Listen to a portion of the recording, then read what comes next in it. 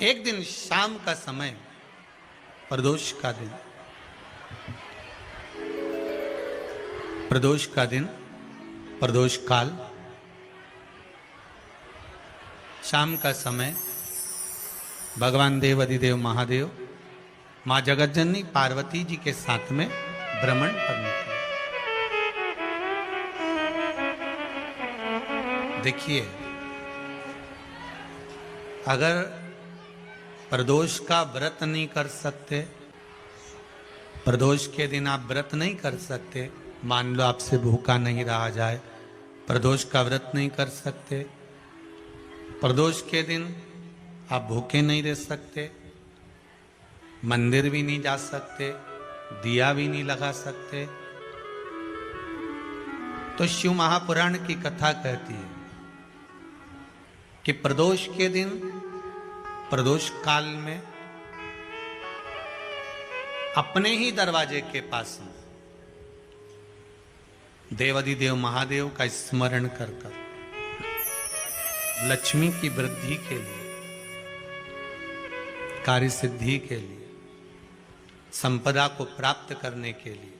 आप अपने ही दरवाजे के पास में एक दीप लगा सकते हो। कौन से दिन? प्रदोष के। एक बात और अच्छे से समझ लीजिए, जो बच्चे चिड़चिड़े होते हैं, चाहे घर में बेटे हों, बहुएं हों, सास हो, ससुर हो, परिवार में छोटे छोटे बच्चे हों, चिड़चिड़ प्रवृत्ति करते हों या चिड़चिड़ा स्वभाव हो, जरा जरा सी बात में क्रोध आ जाता हो, बोलने का भान नहीं रह पाता हो, शब्दों के बाण चलते हों, तो महाराज प्रदोष के दिन, प्रदोष काल में बेलपत्री के पेड़ के नीचे एक, जो पत्ता आपके पास में हो, पान का मिल जाए तो पान का, पीपल का मिल जाए तो पीपल का, बेलपत्र का मिल जाए तो बेलपत्र का,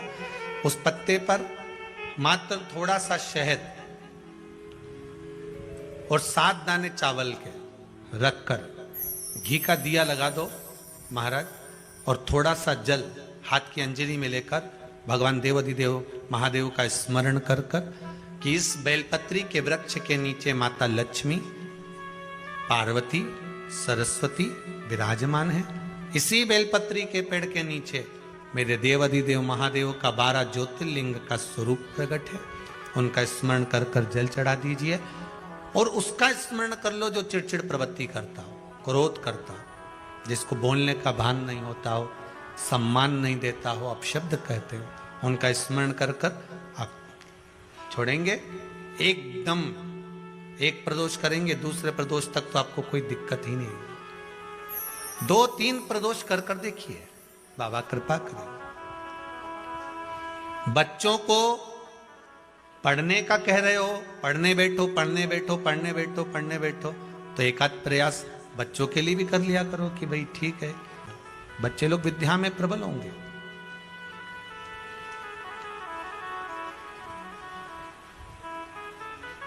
शिव उपासना का जो फल है वह 1000 गुना। पहले भी कथा में कहा, आज फिर कहते हैं, शिव मंदिर में जल बाद में चढ़ाना, शंकर के मंदिर में जाकर पंचामृत स्नान बाद में कराना, शंकर जी के मंदिर में जाकर पूजन बाद में करना, पहले थाली एक और रखकर शिव मंदिर में झाड़ू, पोछा या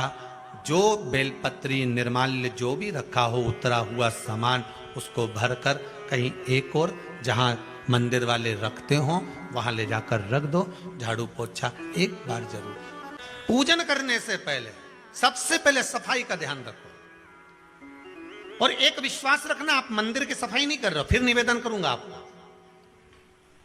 आप मंदिर की झाड़ू नहीं लगा रहे हो, आप मंदिर की सफाई नहीं कर रहे हो, आप मंदिर में पोछा नहीं लगा रहे हो। जितना हाथ आप मंदिर में फेर रहे हो सफाई के लिए, उतना